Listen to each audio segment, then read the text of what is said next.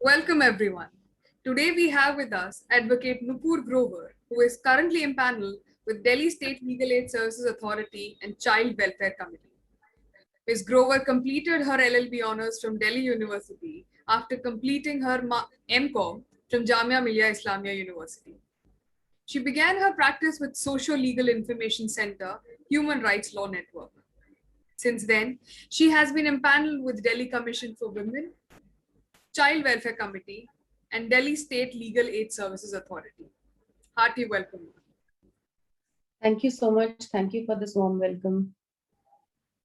So to start with, you've not been someone who chose law in the beginning of their higher education. So take us through your journey of why, how and what drew you towards law? What prompted the change? So yes, that's quite right. I never really chose law as the first career option. I did my graduation and bachelor's in commerce, and thereafter I did my law. My law was simultaneous with my master's. So while I was interested more on the management side. I wanted to pursue a career in the management. But yes, I had a very keen interest in legal subjects. So initially, I thought of taking up corporate law as my career. But when I began my internship and my work with the Human Rights Law Network and on the litigation side, on the social litigation side, I realized that I had a very, I was meant for it. That was my calling. And that is when I decided that I had to pursue litigation, social litigation, as my career option. So yeah, that's how it started. Right. Since many young students have difficulty in switching academic fields, what would your advice be for them? So yes, that's quite right. It happens many a times that you choose a particular academic field and later you realize that you're not meant for it. So I would suggest that rather than regretting at a very later stage when you're pursuing a career which is not your calling, it is better to switch an academic field. But to save time, energy, and effort, it is important to sit and analyze the kind of person you are, what the career has to offer, and what your career expectations are. For instance, if you're the kind of person who wants, stability, financial stability, career stability at the very start of the career, in the very beginning, then corporate is your calling. If you're the kind of person who can struggle, who has diverse skills and who's open to struggle in the beginning and who's open to learning throughout the career, then I would say litigation is your calling. And if you're the kind of person who has the calling to serve the society, who's, really has an urge to serve the society, then you could take up work in social sector or social litigation. So these are the few, careers which I have streamlined. That is how it can go, basically. So you have to sit and analyze what you want from the career rather than just, spending a mundane and monotonous life in something you do not wish or desire to. So, yes. Right. How do you suggest students who come from different academic backgrounds, as you do, to prepare themselves for DU law entrance exam? So I gave my Delhi University law exam back then in 2013, and changed substantially. The competitiveness has increased over the years because of the number of students giving the exams has increased substantially. So, but what I would suggest is that it is very important to see the trend of examination, the trend of the examination of the university. Every university has a different pattern of, examining the students. So it is important to see the previous year papers so as to get an idea of the trend. Then it is very important to be abreast with current affairs, whether through the newspapers, the news, or magazines. Different kinds of magazines are also there. So that is important. And then the third thing is time management skills are very important. At times you do have a lot of good knowledge base, but you're not able to manage between the different sections. So for that, probably what you could do is you could opt for some sort of mock series, you should go for mock tests or you should solve examination papers to see where exactly you stand when it comes to balancing between the different sections. So these are the three things which are very important, I would say, for preparation for any particular examination, entrance examination, be it Delhi University examination or any other university examination, law entrance examination. So yes, And that is what my suggestion is. What books do you suggest that might help law aspirants in preparing for competitive exams? So there is a book by Universal Legal Studies which I had studied and I found it quite relevant for the purpose of examination, for the purpose of preparation. That is what I would recommend to students, and I think they have their own coaching as well, where they give their detailed course material for preparation. So that can also be either you can go for their coaching. If that is not suitable, I think that course material is by and large very detailed. So you can go for that also. And they have the mock test series also. So, which is good enough for the examination preparation, for CLAT also for that matter, not just Delhi University examination. Preparing for any entrance exam can be a long and tedious process. Do you have some words of wisdom for our aspirants? So what I would advise is that it is very important to start well in advance to prepare for any entrance examination, any law entrance examination, because the level of competitiveness has increased substantially. And it is not very easy to crack the examination now as it used to be when I had prepared, when I had appeared for the examination. So start well in advance, at least a year in advance, or 8 to 9 months in advance if you really wish to crack the examination. Then see the trend of the university, the trend of examination papers, see the previous year papers. Be thorough with the current affairs, as I said. Go on reading newspapers, read magazines. There's a particular magazine by the name of Pratyogita Darpan, which is very relevant for current affairs. So one can go through that magazine also. And go for mock test series. Give as many mock tests as you can to see how well you are standing in the examination. How is your knowledge base, and how are your time management skills? So these are the three most important things I believe for any law entrance examination preparation. Right. So, while attending law school, did you always know that litigation will be a calling, or was it something that came in its own way?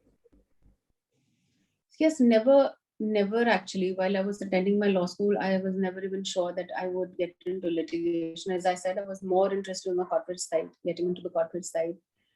But when I started my work, I did multiple internships at the time of my, law studies itself. So during my internships, I realized that litigation is my calling. I was appreciated for my work. I got good work. That's the time when my interest in litigation grew a lot. So yes. Who are your mentors, personally or professionally, in this journey? So personally, my mentor is my mother. She's a very dedicated, hardworking, and sincere person, and I really look up to her for a lot of things in life. And professionally, I would say my mentor is Mr. Colin Gonsalves, who's been running who's the founder in charge of Human Rights Law Network. I look up to him for many things. He's a very meticulous, he's a very hardworking, methodical person, and he's a visionary. He has a vision for future. He started from scratch and he built an organization which is a massive organization, one of the most well-known non-governmental organization taking care of social litigation. So yes, I look, he's professionally, I consider him as my mentor. So yes. And how would you describe your experience in litigation so far? Fantastic, I would say. It's been enriching so far. It has been an amazing experience. Yes, of course, I had my share of ups and downs. There were times when I had to learn, and there were times when I was really appreciated. So, but overall, I feel that if, it takes a little time to learn the basics of litigation. So you do have to invest the initial few years in that. And once you're thorough with it, the journey becomes quite easy. So far the experience has been amazing. It's been quite enriching. Every file has a lot to offer. There's learning throughout. So yes. I'm sure many of our viewers would love to know how you were selected to be on the panel of such esteemed organizations such as DCW, CWC, and DLSA. Could you tell us more about it? So I was selected on the Delhi Commission for Women had advertised their vacancies on a particular portal, and I had applied, and I was called for the interview. Again, I was interviewed by a panel where there were around 3-4 people, 2 were lawyers and 2 were social workers. Fortunately, I had already been working in the social sector. I had been taking care of litigation on the social side and all kinds of courts. So that helped me a lot with my interview at that time. And I had been in the trial courts as well. So that is what basically helped me crack the interview. And I started working with the Rape Crisis Cell, which is one of their initiatives to take care of the rape victims, sexual assault victims, assisting the sexual assault victims. So that's how my work with the Delhi Commission of Women started. As far as CWC and JJBS are concerned, they are part of the panel of DLSA, Delhi State Legal Services Authority. So the posts were notified by them. There's a proper channel, there's a proper process, they go through for hiring the candidates.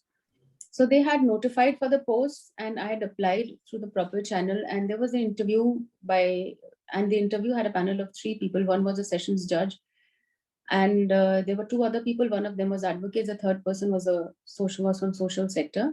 And I had a pretty long interview. I had a 20 to 30 minutes, half an hour long interview, where I was asked different questions from the Juvenile Justice Act and practical questions of how to deal with children in conflict with law. Fortunately for me, I was placed with the Juvenile Justice Board for some time while I was working with Delhi Commission for Women. So I was abreast with the working of the Juvenile Justice Board. That helped me a lot in the interview, and I was thorough with the act also. So that is what helped me with the interview. But my suggestion to people who are actually wanting to get into the panel is the knowledge of the BEAR Act is very important if you want to crack any DLSA interview, because there are many technical questions that are asked. So it is very important to be thorough with the BEAR Acts and the practical functioning as well, because it is totally merit-based. So yeah, that is what my suggestion is to the viewers. In your personal opinion, how efficient is the Juvenile Justice Act? Do you think there is scope to improve the law? So no act is perfect. Every act requires improvement over a period of time. Once it comes into implementation with the passage of time, some of the other lacunas are noticed, and then there is, then efforts are made to improve the act, to cope with the lacunas in the act. So in the similar manner, Juvenile Justice Act also has scope for improvement. In fact, there are many amendments which are in place at the moment. A bill has been floated in Lok Sabha, which has been approved also. The amendments have been approved in the Lok Sabha, and so I do not wish to get into all the amendments in detail, but let me give a very brief overview of what exactly the amendments deal with. So there's a categorization of the offenses under the Act into petty, serious, and heinous crimes. So that categorization of offenses has been clarified in the amendments. And apart from that, the role of the divisional magistrate has been enhanced with respect to the supervision of the child welfare committees. Other than that, his role in the adoption process has also been enhanced. The role of the courts has been substituted for the role of the district magistrate, who will be taking care of the amendment process, the adoption process, which exactly means that the adoption process will be much less time consuming as it used to be earlier. And then the qualifications and the disqualifications of the members of the child welfare committee are also being enhanced and taken care of in a better manner in the new amendment, which is set to come. So these are the basic things which, the amendment deals with, and which will substantially improve the present law at present. So yes. Being in litigation and actively involved with child victims and children in conflict with law for several years, what are some of the challenges you face regularly while dealing with them and the system? So child victims, there's a particular terminology for child victims under the Act, which is known as children in need of care and protection. It is defined under the Juvenile Justice Act, Section 214 of the Juvenile Justice Act, and it includes children such as abandoned children, missing children, children who are victims of sexual offenses, child beggars, children laborers. They are taken care of they are basically called as children in need of care and protection. And children offenders are known as children in conflict with law. So my perception is both these categories of children are vulnerable in a different way. They are vulnerable children. Either they become a child victim or they become a child offender. So the basic problem that I encountered while dealing with both child victims as well as the child offenders is that the sensitivity level of the officers who are dealing with these children one-to-one is not up to the mark. They have to be dealt with in a very sensitive manner. And somewhere the long-term monitoring of the benefits reaching the children, of the improvement that comes, is also not proper. Somewhere we need to monitor both the children offenders as well as the child victims in the long run to see if there is progress in their state. And other than that, I feel there is a very steady rise in the crime, in the consensual sexual relationship of children between the age group of 14 to 18 years. And then if they get into such relationship, it becomes a legal hassle for both the child victims as well as the child offender, as well as their families. At certain times, the girl conceives, and then it comes with its own set of complications. So I feel that there has to be some sort of sensitivity training of the children as well as the parents, to sensitize them with the issues that the children can face, and to sensitize them with the fact that, what kind of behavior they have to have towards the children of this particular age, so as to ensure that these kind of issues do not occur. These kind of offenses do not take place, these kind of issues do not occur. So that also needs to be taken care of. So that is one major issue I feel that needs to be dealt with. So yes. If you were to suggest 3 changes in the current juvenile justice system, what would they be? So yes, the current juvenile justice system does need certain changes, which are majorly being taken care of by the amendment that is being brought into force. One, I feel that really needed some improvement was the adoption process. It had to be expedited. It had to be, because it was very time consuming. So I think that is being taken care of with the amendment. And other than that, as I said, there has to be some sort of sensitivity, of the officers who are dealing with the children, the child welfare officers or the probation officers who are dealing with the children. They have to be more sensitive towards them.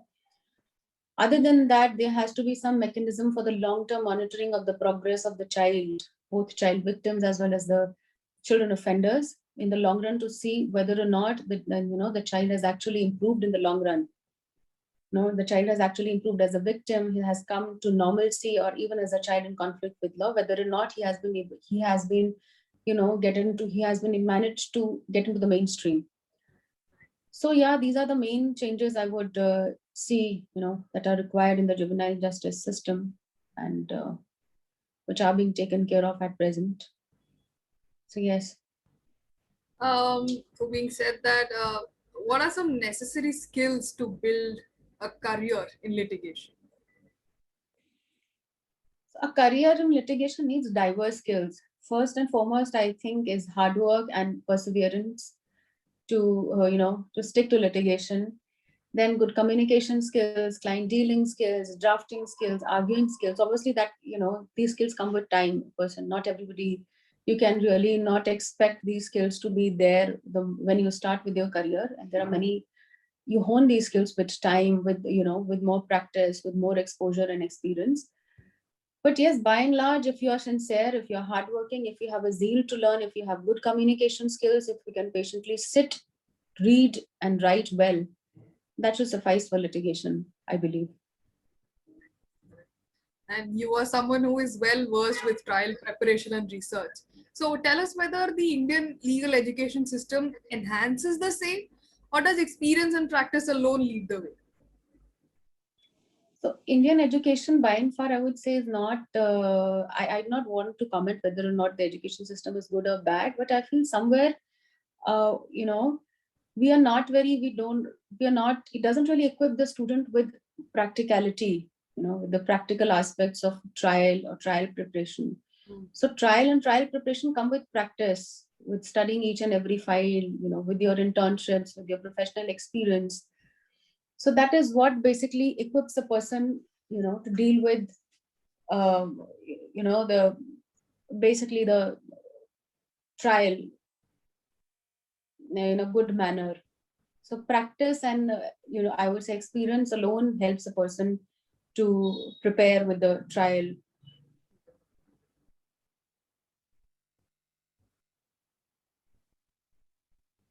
process, I would say.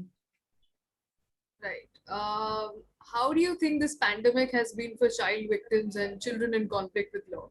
How is the juvenile justice system handling the situation? So the pandemic, like any other sector, has impacted the children, both child victims as well as the children in need of care and protection, as well as children in conflict with law. The rehabilitation process has come to a halt by and large. So the courses and the rehabilitation process, in the sense, there are many courses being provided to the children who are there in the children home, and then there is follow-up process to see whether or not how the children are being taken care of by the families. So that rehabilitation process has stopped by and large because of the pandemic. And the basic intention at this point of time is that the child should be there with the families, because of so as to avoid the spread of the pandemic. So, but I believe with the once things resume, it will get back into place. It's not a long term, it's not going to impact in the long term. It's just a short term impediment, which will be cured in the long term very well. So, And lastly, how have you seen the legal profession change for women during your career, or how have you seen women change in the legal profession during your career? So yes, there have been a lot of changes in the number of women entering the profession from the time I got enrolled. It has substantially increased. Now more women are open to getting into the profession. They are being motivated. They are self-motivated also to enter into the profession. In comparison to when I had started with my practice in the year 2013. And yes, women have become more dynamic. They have become more accepting of the profession. And I think somewhere because they are able to devote more time. And they are actually, I see a lot of women getting into law firms also, not just independent litigation, which was not the trend when I had started with my career. So yes, that is the trend. That is the trend as of now that I have noticed. It was not in existence when I had actually started with my practice. So yes. Right. Well, with that last question, I thank you very much, ma'am, for giving us your valuable time today. I'm sure our viewers will be very happy to get a glimpse of Thank you education so through much. this interaction. Thank you so much. And in case there are any questions, you're free to email the questions to me on my email ID, which I'll share. Sure. Thanks a lot for the wonderful invitation and the session. Right. Thank you so much, ma'am. Until next time, take care and be safe. Thank you. You too. Please take care.